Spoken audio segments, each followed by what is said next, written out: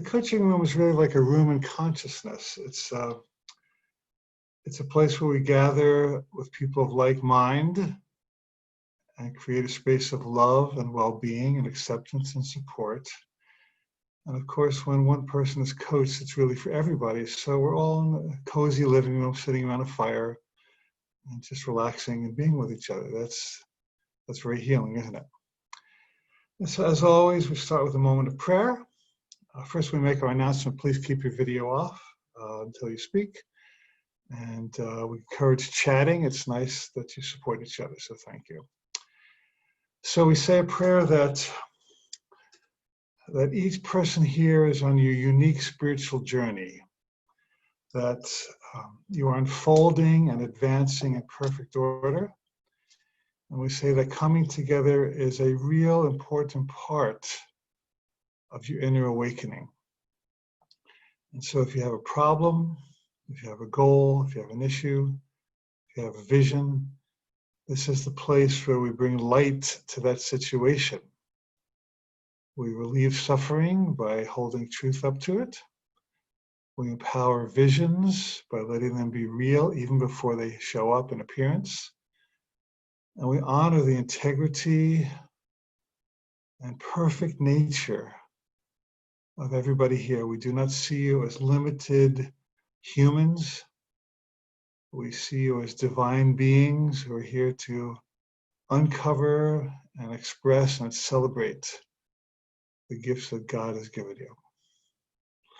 And then we sit back and relax and watch what Spirit has in store for us today. And if you agree with me, you can say out loud, and so it is, or amen, or whatever you want to say that matches it. Okay, so I have a very profound lesson for you today. It's about the dung beetle. Dee and I were walking on a driveway one day, and we saw this little brown ball rolling along the driveway. And we thought, what the heck is that?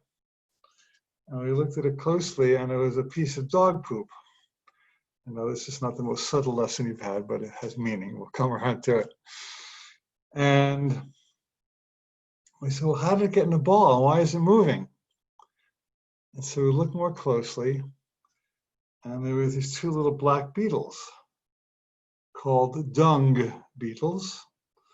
And they were attaching themselves to the ball and rolling along and running and pushing it. And they were just having a great deal of fun pushing this poop to the side of the road.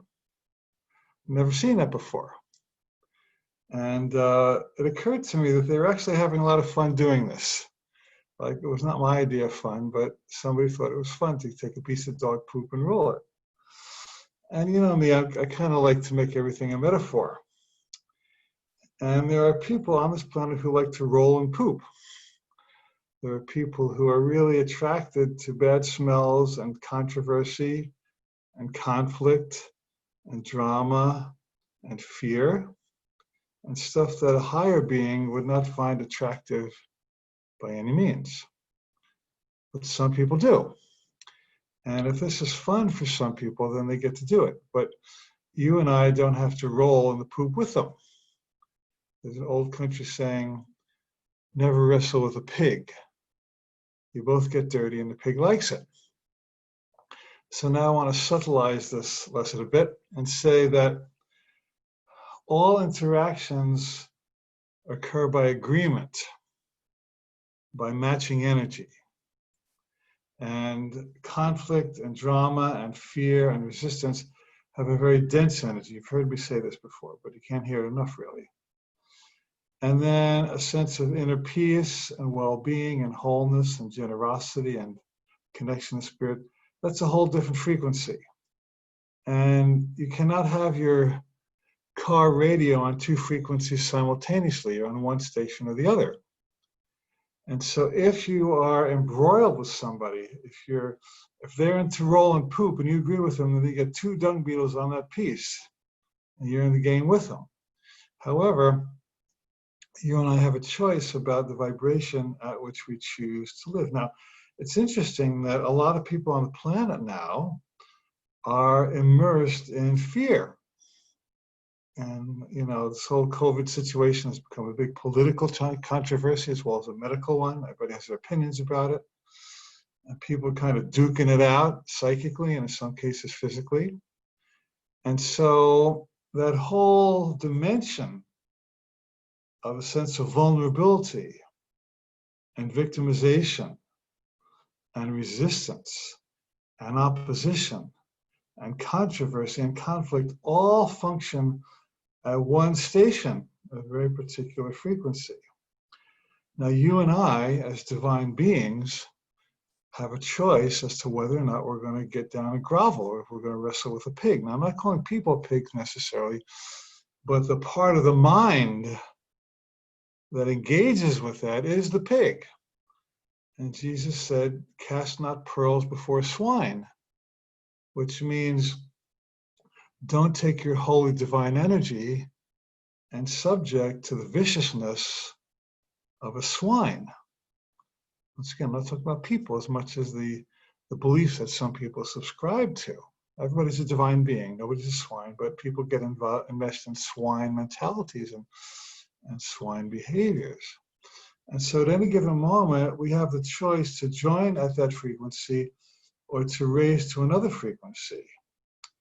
And there are plenty of people who are living at that frequency that match us. And as I said before in this coaching room, if you're in this room, you're most likely a part of the group that is choosing to function at a higher vibration. Now, another analogy is that when an eagle flies at a low altitude, crows can come and peck at it, try to take its food and attack it. But the eagle, because it has a greater wingspan and it's stronger, has the ability to rise to a higher altitude. And there's an altitude beyond which crows cannot fly, but eagles can. So the question is, are you a crow or are you an eagle? Or are you becoming immersed in crow consciousness? Or do you claim ego consciousness? And one more analogy, if you're flying an airplane, you know, occasionally airplanes hit turbulence. Things get shaky. So what does the pilot do? He changes altitude because the turbulence functions at a particular altitude. So the airplane, what it'll usually do is it will rise to an altitude above the turbulence that the turbulence cannot reach. And so you see, all these lessons are really coming together as one. The dung beetle and the radio station and the crow and the airplane, they're all teaching the same teaching. You know, A Course in Miracles says that all things are lessons that God would have me learn, which means you can take a very gross example, a rudimentary example like a dung beetle, and see that there's a divine lesson in it if you're willing to look through those eyes. So really, again, another lesson is which eyes are you willing to look through? Do you just see some stupid beetles rolling around in dung, or do you see a lesson in how we can live our lives if we choose the frequency that matches our highest intentions? So I bet you never heard that lesson before, but I like to pass along stuff that's interesting to me, and hopefully it's interesting to you as well. Okay, well, let's get on with our coaching. Let me see if we have any hands. If you'd like to be coached today, raise your hand. I don't see any yet, but we're waiting for some. So today's your opportunity. If you have spoken to me before, if you haven't, today's your day. And if you have, I'm happy to speak with you again. So just press the little hand icon and I will see you and call on you. Until that, I want to give you one more example. Some of you have heard me say this before, but it's one of the best metaphysical lessons I know. Yes, turn your microphone off, please. Please mute yourself. Do put your hand up if you want to speak, and put your video on as well. Okay. So I had this friend named Keith Varnum. I haven't seen him for many years, but Keith is a metaphysical teacher in Arizona, and he told that many years ago he was sitting in a restaurant, like a fast food restaurant, having lunch with somebody, and they're having this metaphysical conversation. And they were saying, you know, there are many different realities that function simultaneously. And that building just across the alleyway could blow up. But if we're not a vibrational match to that experience, we won't even know about it. They were talking about how you have access to what matches your consciousness and no access to what doesn't. Well, a few minutes later, these policemen run into the restaurant and they come to the booth where Keith and his buddy were sitting, and they get them up and they start frisking them like they're going to arrest them. Well, what happened was, while they were having the conversation, two armed robbers entered the restaurant and they held it up. And everybody else ran out of the restaurant. And these two guys were the only ones left sitting there because they weren't even aware of it. Well, of course, they were innocent. The police let them go. But what they actually proved their point, because their conversation was not a match to a robbery. And so they did not see the robbers, and the robbers did not see them, which is a total metaphysical lesson, because you have access to see only that which matches your state of consciousness. And you have no access to that which doesn't. And we've all had fridge blindness, where you open the refrigerator and your mind is elsewhere, and you say, "Where's that peanut butter?" And then you don't see the peanut butter. You say, "Hey, honey, did you use that peanut butter?" And your wife comes, your husband comes, says, "Yeah, here it is." And it was right in front of you. You didn't see it because your mind was elsewhere. This is also called inattentional blindness. Same idea. So there are many different realms of consciousness, and you have access to that which matches yours. And people who do not match you will not see you, or they will see aspects of you that only really match you. Ram Dass used to say that when a pickpocket sees a saint, he sees only his pockets,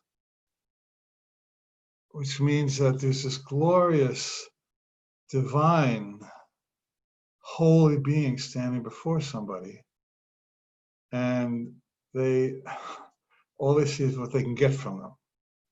Go ahead and raise your hand. Let the coach somebody if you want to. If not, I'll just keep talking. It's just fine. I'm happy with what I'm saying, but if you want coaching, just raise your hand. Alan, excuse me. Yes. Oh, someone figured out how to raise their hand, but I was going to give them directions, and I'm not seeing the protocol for that. It's normally under participants, right? Yeah. Do you guys? Maxime raised his hand, so he must have found it somehow. Do you guys see a little hand at the bottom of your screen?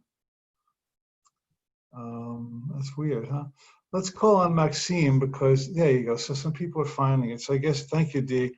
I guess they're finding it. Okay.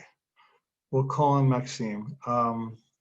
Yeah. Okay, let's go to Maxime, and then we'll go to Angie. Hi, Maxime. Good to see you. You found your hand raising. That's your consciousness matched the place that saw the hand. So, very good. Okay, go right ahead. Nice to see you again. Yeah, thank you for coming. Thank you. So, I'm reading your book these days. Course in Miracles Made Easy. Yeah, good book indeed. And it's calling on me to connect even more with, call it whatever you want, right? Holy Spirit, universe, God, etc. Yeah. And I'm having well, I'll try to frame this as a question. So I guess guidance. When I try to ask for guidance, sometimes I don't know if the instinct or what I want to come up is coming up, or it's more intellectually driven. Yeah, does that make sense? Yeah, absolutely. Great question. Yeah. So it's very similar to what I was talking about, because guidance from spirit has a unique energy, and guidance from intellect has a different energy. So it's less about the words that come, it's more about the energy that accompanies the information. So I have a little test I can play with you. Is it okay, Maxime? Yes. So who's your best friend? Just pick anybody. My wife or my buddy Matt. Yeah. Okay, what is her name? Christine. Christine, okay. So let's say somebody who is not Christine phoned you. And she said, hey, this is Christine. I need to meet you at Starbucks in an hour. So would you go? No. No, because why? Well, yeah, don't know that person, don't know why. It's not her. Yeah, it's not her. Okay. Okay, so let's say the real Christine phones you a few minutes later. She didn't even say your name, but she said, hey, I need to meet you at Starbucks. Can you come? Would you I'll go? be right there. Yeah. Why is that?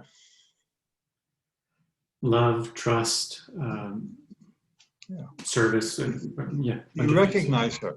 She has a familiar voice. Your wife has a unique energy, which is expressed through her voice on the telephone. So in that situation, you're attuned to the energy of the speaker more than the words. And it's the same thing with intellect and Holy Spirit, that the spirit of God, true guidance, it has a sense of peace, a sense of safety, a sense of comfort, a sense of yes, a sense of connection. The other voice is, it can imposter as the spirit, but it's kind of void. It's empty of recognition and familiarity and trust. Does that make sense? Yeah. Coming through a certain feeling, would that be also? Yeah. When you try it on for size, how does it sit with you? Yeah. Does it drop into your heart and you go, yeah, this fits me, or is it, it's kind of still confusing? If I get a certain pressure, that could be an insight that doesn't sit well. Spirit brings peace, and intellect is like static. Let's play this. Do you have a particular decision you needed to make at the moment, Maxine, or some question you're trying to get answered? Yes, plenty. Pick one just for fun. So the last time I was too easy, so I picked a professional one last time. I will not go there. I'll make it more personal this time. Okay. Yeah. So we're trying to have a family, and we're having a hard time. It's not working out now. Okay. And my wife has brought up other ways to go at it, through science, perhaps. Okay. And I don't know, that's where I felt that feeling, that pressure. Didn't sit well with me. That's what I'm thinking. You're trying to have a baby. It hasn't happened so far biologically, and she's looking at alternatives, scientific alternatives. Is that the idea? Yes. Okay. So what does your mind or intellect say about this? Well, that's not how you want it to be. It's expensive, and so on and so forth. Okay. There's all kinds of reasons why it wouldn't work. Okay. Okay, so close your eyes for a moment and take a breath, if you would. Both. And put your hand on your heart, if you would. And let that other voice go, just for the moment. And drop into the temple of the heart, the chamber of the heart. And ask your heart, what would you tell me about this? And take a moment to listen. And then whenever you're ready, let's hear what your heart says.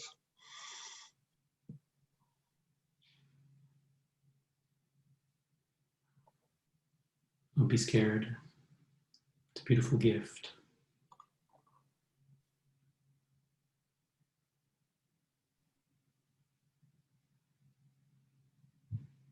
It's going to be fine. Yeah. It's a gift. It's going to work out. It's going to be fine. Now, what was the frequency of the intellect? Interfering. Say again? Interfering, trying to overcompensate and manipulate. Yeah. Okay, and what was the frequency of the heart? How did that feel? Softer. More peaceful. Yes. Yeah. So are you starting to discern between the two vibrations? Yeah. Yeah. Yeah. I love what you said. It'll work out somehow. We'll figure this out. Mm-hmm.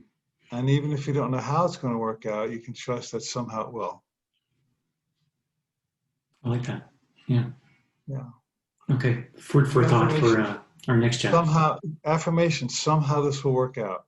Somehow. Yeah, let it to his hand, I guess. Yeah. Yeah. Okay. Okay, sounds good. Appreciate your guidance. Thank You you very for your much. honesty. It's always good to connect with you. Always good. Cheers. Thank you. Okay, very good. I'm actually working on a book about soul and destiny at the moment, and I have a section on families and children and how people get born. And what I'm saying is that biology is overrated, and some people think, well, I was adopted, so I'm not really part of that family. Or what I'm saying is that it's not so much how the body shows up, it's more how the soul shows up. And if a soul has an intention to be in a family, it's going to find a way to get there, either through normal biological means, or through adoption, or through in vitro, or however people do it these days. Or we're hung up on biology, and we're not bodies. We're souls that work through bodies, and souls have very clever ways to find their way into families. Who is adopted? Stephen Jobs, Abraham Lincoln. I have a long list, but there are a lot of very great people who did not show up in families through traditional biological means. And so it's kind of nice to relax and say, okay, well, this is all about souls more than bodies. Let's not get hung up on what the bodies are doing.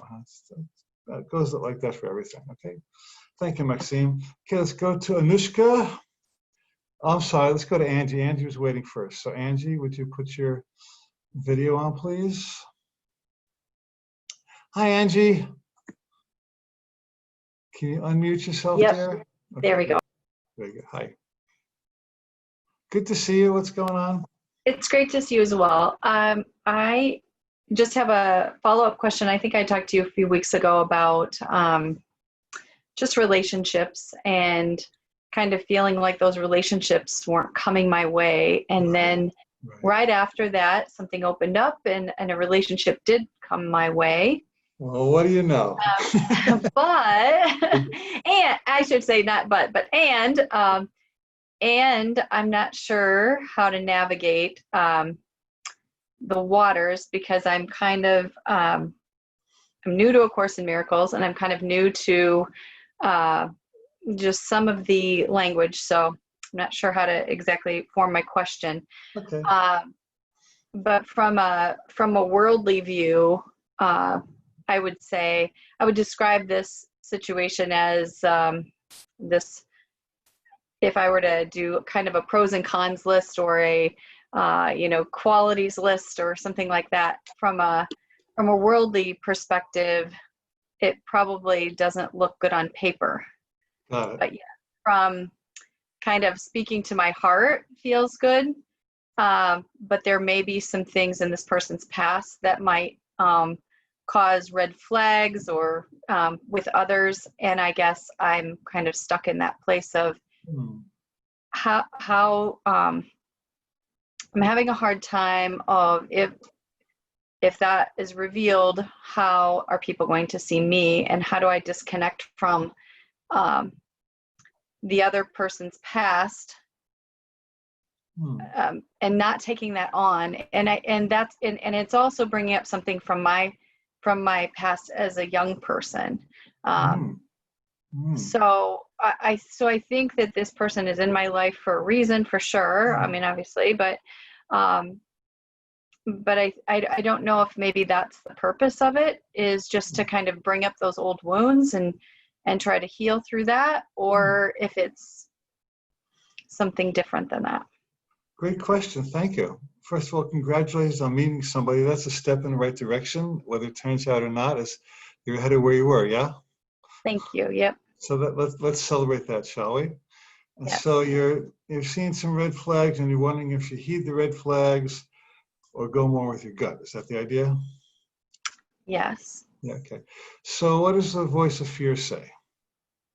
The voice of fear says, if my family or friends knew his past, they would think I was making poor decisions, and they would not accept me, and then I would lose my family and friends.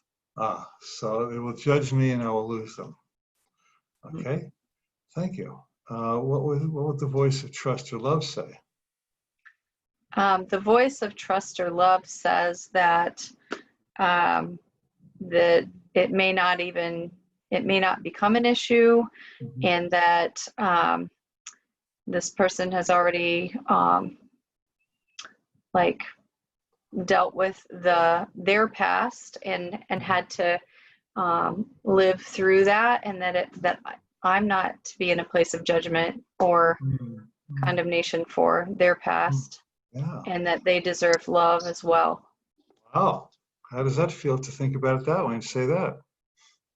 Well, it feels better. It definitely Yeah. feels better. Yeah. And you said something else interesting. You said, well, this is kind of dredging up my own judgments about my own past. And so what are your own judgments about your past? You don't tell me the incidents, but what does your voice say about that? Hmm. What does your voice, the judgmental voice, say?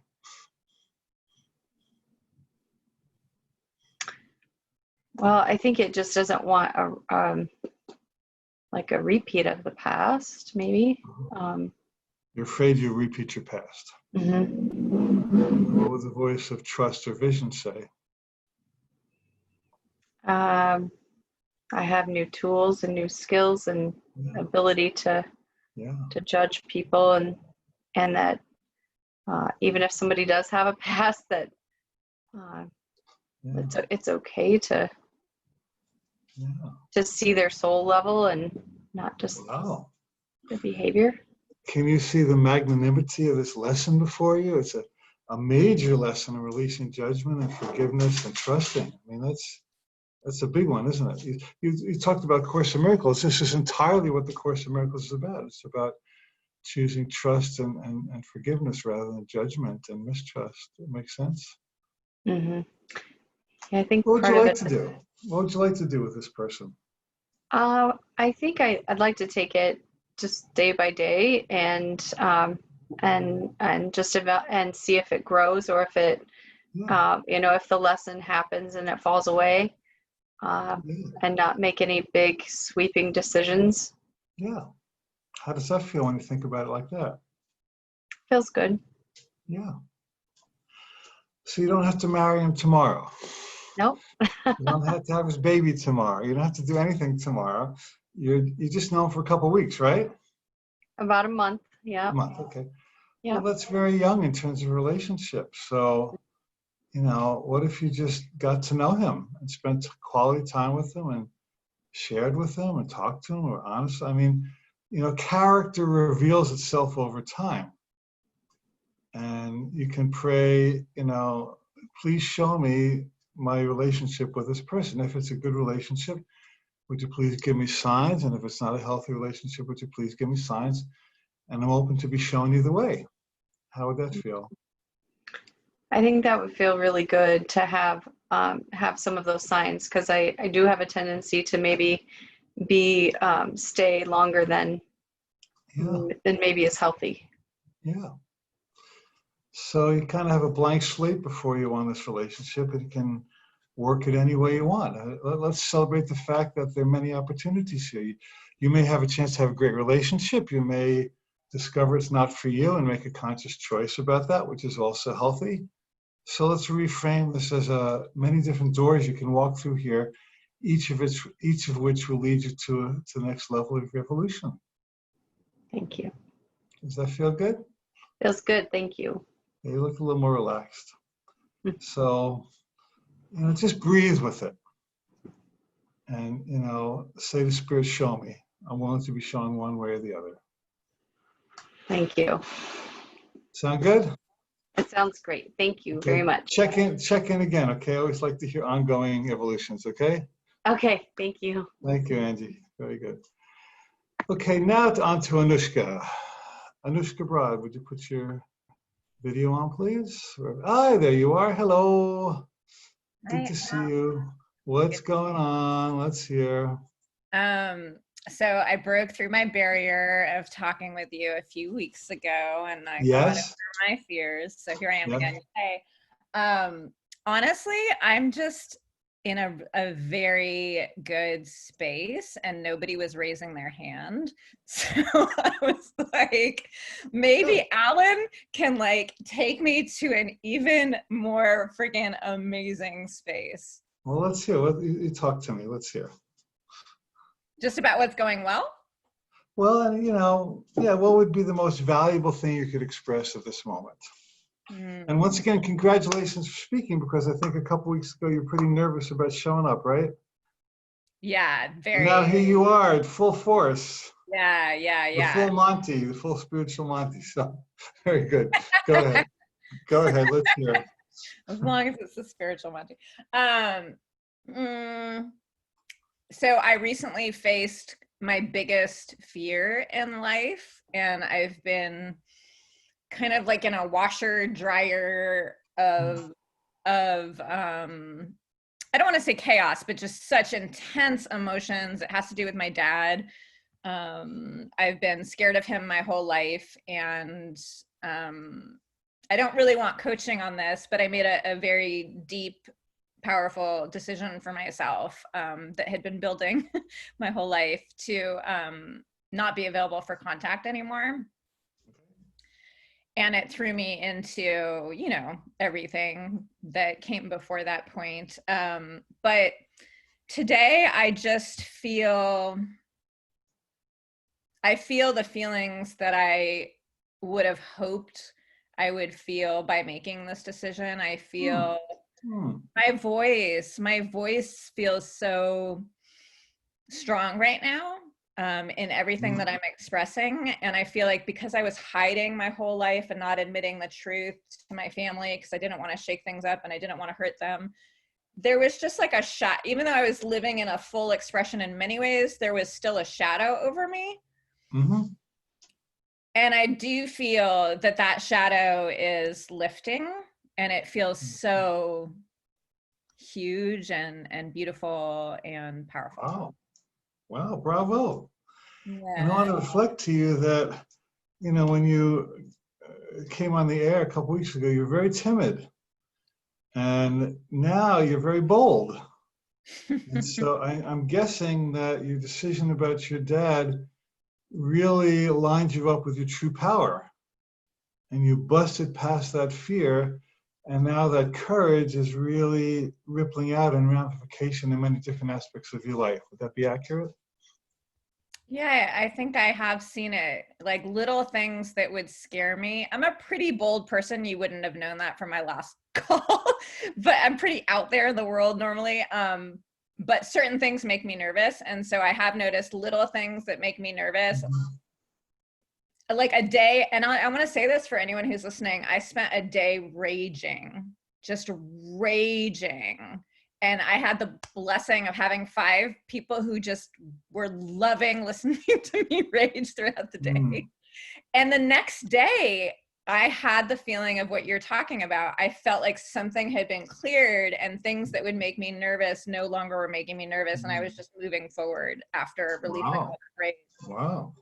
So I really want to say that out loud because I think we're so scared of our anger. And when we do it consciously, it's just this beautiful, powerful, clearing force. Yeah. Right on. Congratulations. Now you're making a good point because a lot of people don't know what to do with their anger. Yeah. And, some people repress it, doesn't work. Yeah. And some people express it sort of, I use the word promiscuously, we just kind of blab all over the place and it doesn't work. But some people use an expression of anger as a method of healing. Yeah. And it's obvious to me that was your intention. You gathered friends, they supported you, you got out of your system, and you're on to the next thing. So it shows you that you can use any experience toward healing if that's what your intention is.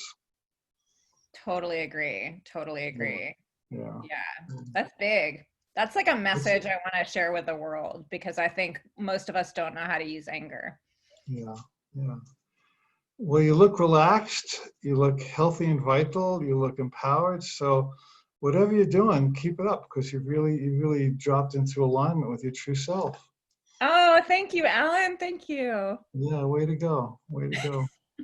Thank you so much. Good for now. Once again, check in with us from time to time if you like to, okay? I will. Thank you so much. Okay. Let's see, who else has a hand up? Tomoko! Would you put your video on, see who play? Thank you for raising hands. Hi. Hello, good to see you. What's going on? Good to see you again, Alan. Hi, Yeah, I'm where so are you? happy Are to you see in you Germany again. now, or where are Yeah. you? Yeah, okay. I'm in Germany. Yeah. And I was quite impressed in this, your story in the beginning of this session, because it was just my topic for today, especially because I just met my friend, and she had a couple of private issues that she has some, worries, etc.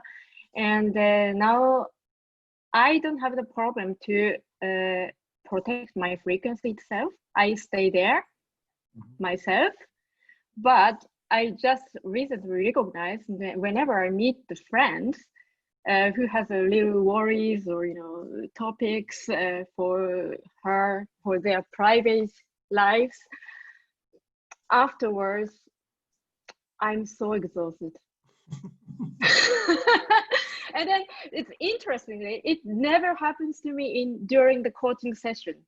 Although when I'm working with a client, it's no problem, because I guess the issue is that clients and I have the same goals to achieve, to change the frequency or whatever, and then to try to solve the problem, or I want to support them.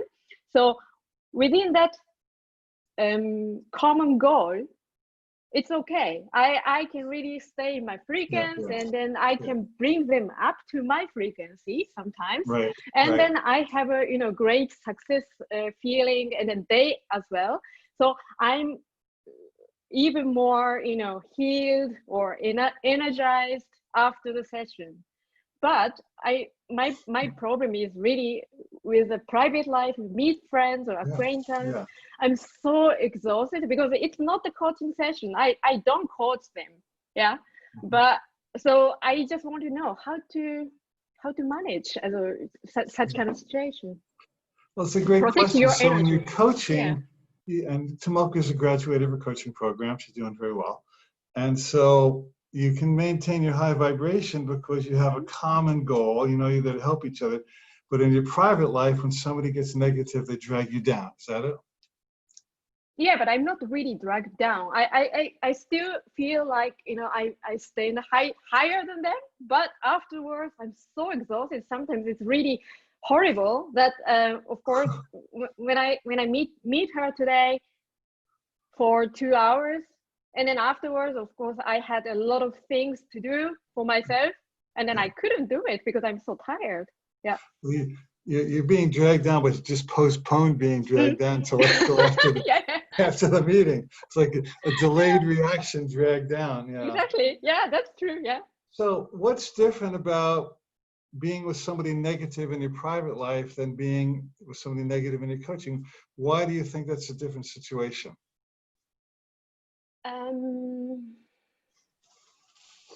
Like I said, there's no real common goal because the private person, probably doesn't want to change herself and just probably share her story. I see. Yeah.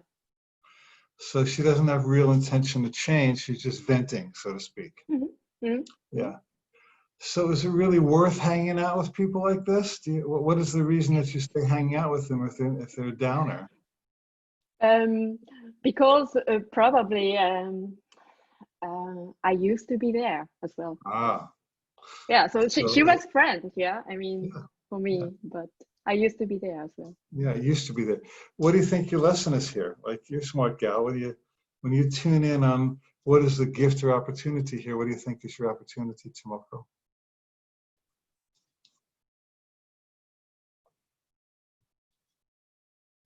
I can trust that she can also change.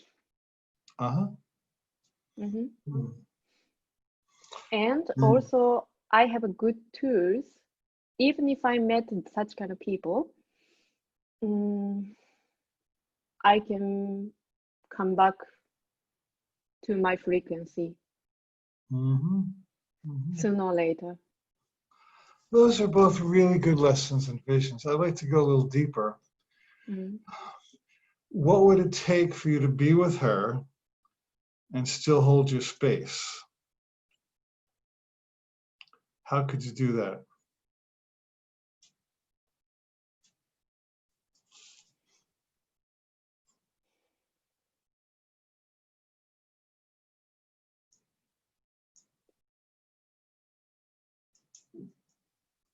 I don't get the answer immediately. I don't know.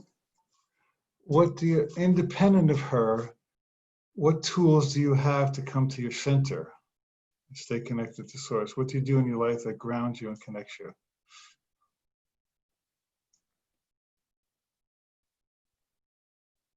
Focus on my own things. What, yeah, how do you get peaceful?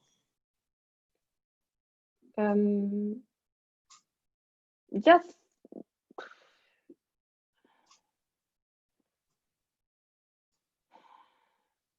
Do you meditate, pray, yoga, Course in Miracles, nature, music? yes.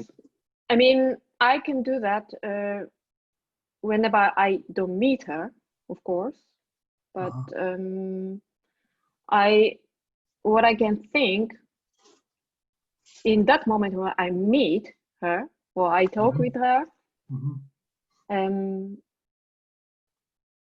I can just focus on myself. In a way, yeah. Yeah. Can I make a suggestion? Can I make a suggestion? Yeah. And you've probably heard me say this to other people, but now that it's you, it might make more sense. Before you get together with her, sit for 5 minutes and surround yourself with light. White light, golden light, any color light. So you put yourself in a sphere of positive energy. And you say, okay, I'm going to be with this person for 2 hours, let's say. And my only goal is to stay in my positive energy no matter what she says or does. She can complain, she can make faces, she can cry, she can scream. I don't care what she does. My only goal is to remain peaceful no matter what. And if I can walk away from her after two hours and still feel good inside myself, then I'll consider the interaction a success. Kind of like coaching in a way, because even if a client brings up a negative situation, you have to hold your space for the sake of yourself and the client. Now So I understand my answer. What you asked in the beginning to me. Yeah, what's the difference between life coaching situation and the private situation? Because life coaching situation, of course, I do the beforehand prayer and then also the preparation for myself to meet this client. Yeah. And then this is what you said, to use this skill for my private situation as well. Yeah, it's not different, really. You don't have to go into a formal coaching with her, but you can use the skills that keep you grounded and centered, so you can maintain a positive space and radiate that positive space to her.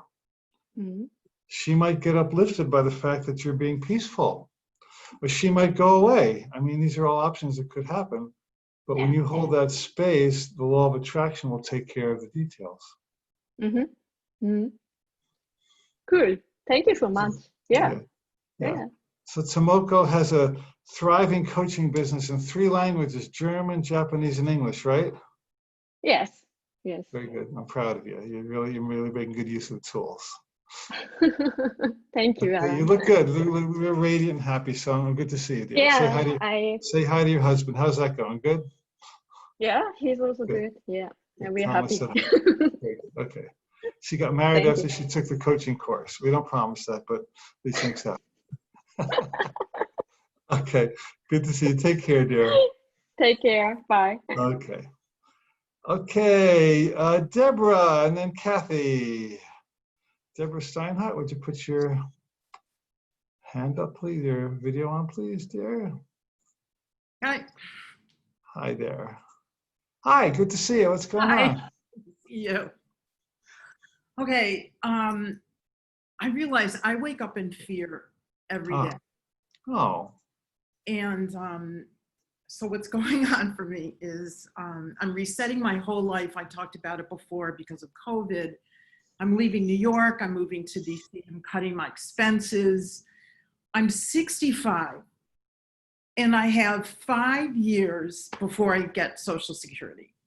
So what I need to do now, the pressure is on for me to get more clients. And I was thinking about it. In the past, clients came to me. So now I'm in a position of having to do business development.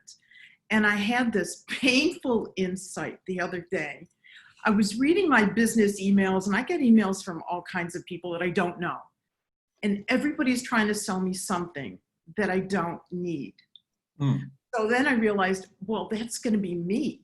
And I had this painful image of Willie Loman and the death of the salesman. And oh my God, since like, how am I going to do this? So you're going to be retiring from your other work and you want to segue into your own sales position? Is that, am I getting this? No. I'm not, no, I'm sorry. I'm continuing the work I'm doing now. I see. But I need to, because some clients have gone away. I see. Yeah, now I need to shore up. This is the way I'm viewing it. I'm moving to DC. I'm cutting my expenses. Right. It'll cost me less to live there, so I can make more money to save for retirement. Great. I see. Good. Well, congratulations, because I remember the last time we spoke, you were kind of conflicted about whether or not you should move. So it sounds like you've made that decision, and it's a happy, healthy one for you. Yes? Yes. Yes. So bravo. So that's a step. You actually look better too. You look shinier too. So whatever you've done in the past couple of weeks, you've made progress. Okay, good. That's good. So now with this business decision, what would you like to do when you try the different options on offer sides? Which one sits with you as if it fits like it belongs to you? Which option? Well, so you said that you're going to have to be doing business, but you're going to be making cold calls. Is that it? And you're feeling like you don't want to bug people and that kind of thing? Exactly. Like the past couple of weeks, I've been sending emails to people I used to know and just feeling things out. And, okay. Nothing's come to me. I see. Well, let's reframe this, okay? Because we can't think of selling stuff as annoying to the seller and the buyer. What if you were seizing an opportunity to connect with people and help them with a service that can improve their life, one that only you can give? How would that feel? That already feels better. What is your service? What do you sell or what do you provide? Marketing and advertising. You tell people how to market and advertise, is that it? Yeah, well, yes. Okay. You help people. Okay, great. So how does your service help them? How can their life improve because of what you do? Well, I help people hone in on their messaging, what they want to communicate, and I'm able to do it in a unique and engaging visual way. Cool. And do people thank you for what you did for them? Yeah, I mean, my clients love me, the ones I still have. And do they pay you? Yes. So obviously you're helping people. So I know there's this kind of oppressive marketing strategy where you aggressively go out in a tiger and you rip people out of their living rooms and you force them to buy your stuff and you collect a check and you walk away and you're victorious. It's kind of like a Neanderthal marketing method. Yeah. But you're not about that. You're about helping people. And I'm just going to guess too, Deborah, that you develop rewarding relationships with your client. Is that so? Yes, it's absolutely true. So how about seeing this as a chance to reach out and develop even more rewarding relationships, to make friendships, to support each other, to help you help them, I help you. We'll talk about our lives. Let me help you tune in on the marketing strategy that matches you. I'm here to support you to come forth as your own best entrepreneur. Let's make this a creative game where we can bring the best you forth, and we're going to show you to the world and attract only the people who match you. We want the people who match you. We don't want to convince anybody. We want the people who match you to show up by the law of attraction. And we want you to make a lot of money doing this. How does that sound? I love that. That's great. And Okay. it applies to you and it applies to your clients. What do you think? I was talking not just about them, but about you as well. What do you think? Yeah, no, I got that. Yeah, exactly. Yeah. No, yeah, that's a great reframe. It makes me feel much better. Yeah. You're helping people. And you Yeah. deserve to be paid well for helping people. That's how the game, that's how the highest game works. You know what? This has already been a huge help.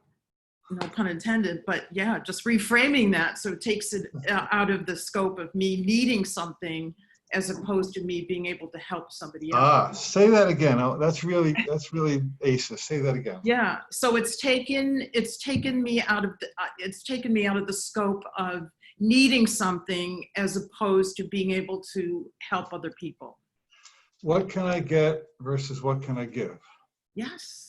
And as you well know, the more you give, the more you get. But you have to put the giving first, and then the getting comes afterwards. Yes. Okay, that helps a lot. Thank you. I think you're on it. Oh yeah, I think so too. Thank you. Okay, good to see you. Thank you. Bye. Thanks. Okay. Let's go to Kathy. We have time for one more. So Kathy, I know Kathy. Hi, Kathy. Hi, Alan. How are you? Good to see you. What's going on? Oh, gosh. Well, first I want to thank Anushka because she gave me the courage to do this because this Oh, is great. Thank you, Tanishka, my too. biggest years in doing this. And you know I'm starting your coaching course this week. Right. So, but, you know, I have an interesting day, so bear with me. You know, after shutting down a business after 30 years, I realized that I pretty much shut down my identity with it. And one thing I did realize is that I really put myself on the outside of things. Like I feel like I am on the outside looking in all the time. And people who did business with me would find that very surprising to hear from me because, you know, I was always confident and I knew my job. So it was, I find myself either feeling that I am lower than everybody else and I have nothing to say, or that I'm higher than everybody else and I keep myself away. So trying to make that change of making more of a real connection and being authentic in where I'm going with this coaching course and trying to make sure that I don't keep myself on the outside of it. Wow. You said a lot. And I love what you said about, I want to connect with people as equals, not as superior or inferior. Right. So what do you think is your opportunity here? What's the lesson or gift available to you? Just to keep doing it. Yeah. And that's why I'm here today. Yeah. I know you a little bit because you're going to be in a course and you had a very thriving business for many years and that changed with COVID, right? Yeah. And so this is a huge, let's say huge opportunity for you to reinvent yourself and to really claim an identity that is secure and powerful and lovable and capable, even outside of that job that you proved yourself in. It's kind of like you're naked now, but in your nakedness, you're equally as powerful and valuable and lovable as you were with your identity as your previous career. Does that make sense? Yes, exactly. That's what I'm trying to go for. Yeah. Yeah. And so what way of thinking about this gives you the most peace? Like when you try different angles of this on for size, Kathy, how does what place sits inside you that works for you? When I think about this, and the reason it's more to learn and discover more about myself. This is a new discovery that I'm either low or I'm high. I mean, I operated that way without even realizing it. So I'm learning a lot more about myself, which then gives me the opportunity to make a change in it. Yeah. Wow, that's exciting, isn't it? Yeah, And when scary. people have a job for a long time, you get really wrapped up in that identity, and it's kind of easy to hide behind your career identity without doing your next step in personal growth. Right. And so when a career disappears suddenly or a relationship disappears suddenly, then you're kind of like in free open space, and you find out things about yourself you didn't see when you were steeped in that comfort zone. Make sense? Oh yeah, and yeah, it's been a roller coaster ride Yeah. with Yeah. no question about it. Yeah. Yeah. Yeah. What way of thinking about you about the roller coaster lifts you higher rather than drops you? Or how you heading up? How am I heading up? I'm doing a lot of meditating. I've been reading A Course in Miracles for the last 6 months. Yeah. I'm journaling, walking, and just trying to remind myself that there are new opportunities out there. Great. It's You're making the absolute best use of this time. You know, you're not sitting in front of the TV watching bad news. You're not complaining. You're not gossiping. You are using this period of time for spiritual advancement, which is exactly why it came to you. oh yeah, that's very solid. I have no question. And everything else is secondary to that, really. Yeah. Yeah. So you're resetting your priorities. Absolutely, absolutely. And I promise you that the coaching course you're starting next week is going to really solidify all that. You're going to get really, I promise you're going to get really clear on all this stuff. Thank you. So thank you for taking the ride. You're going to be among other people who are re-identifying themselves too. So I think, and look at you, you have the guts to take this coaching course when your income, you know, moved away and your traditional identity. So that was a huge leap of faith for you, wasn't it? Yeah, I think the leap of faith was my fear of being in front of people. So that was where I'd have to say was my biggest leap of faith. And so, I see. and so that's as much as I didn't want to raise my hand today, and I was hoping you'd run out of time. I just made myself do it. And now you're in front of people. In front of people. And how does that feel? It's nervous. I'm nervous, but yeah, I've got to start somewhere, right? And I'm watching all the same people who were listening when you started are here when you finish. So nobody ran away. and if anybody wants to shoot Kathy a little supportive chat, that would be nice. So you've done the thing that was scary to you, and you're still here, and you're shining and thriving. No, I haven't fainted yet. I think you're stronger than that. I think It's funny because I ran a business for 30 years and I was this driving force. Yeah. And all of a sudden I feel like when I buried that business, I buried me with it. Yeah. You buried your identity that was associated with that business. Yeah. But what you're going to find is that you are the driving force independent of the business. And you're going to end up being a driving force no matter what else you do, because that's the truth about you more than somebody who's nervous or shaky. Yeah. Oh, well, thank you. Thank you. Yeah, good feel. I look forward to working with you on this over time. I'm looking forward to it. Okay, thank you, Right. Kathy. Okay, looks like our time's up. We have one more week before we start our next online webinar series called The Master Keys of Healing. It starts next Wednesday, September 9th, and we'll be having an 8-week intensive, intimate, 90-minute series each week on exactly what it takes to find healing, physical, emotional, spiritual, financial, relationship healing, and what it takes to be a great healer to help other people heal. We're going to go very, very deep. We're going to have a lot of progress, and everybody gets a copy of my brand new book, The Master Keys of Healing. So go to my website, alancohen.com, and all the details. So they have one more week to sign up before we start. We'd love to welcome all of you. We have a lovely group already assembled. Let's close with a prayer. We had a lot of great speakers today. Thank you so much. I speak for all of us.